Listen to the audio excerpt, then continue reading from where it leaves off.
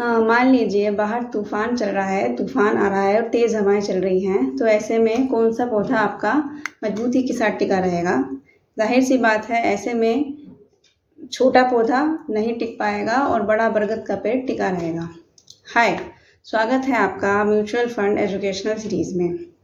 वहीं बरगद के पेड़ की तरह भी लार्ज कैप फंड्स बाजार के उतार चढ़ाव को झेलते हुए आपको लॉन्ग टर्म में एक अच्छा वेल्थ जनरेशन क्रिएट करके दे सकते हैं, क्योंकि इसमें आपके भारत की बड़ी और इस्टेब्लिश कंपनीज़ में आपका पैसा निवेश होता है, जो बाजार के उतार चढ़ाव को बखूबी झेल करके और आपको एक अच्छा रिटर्न जनरेट करके देती हैं।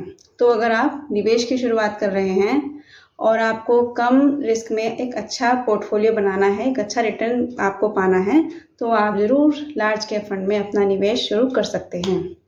आशा करती हूँ कि ये जानकारी आपके लिए हेल्पफुल रही होगी।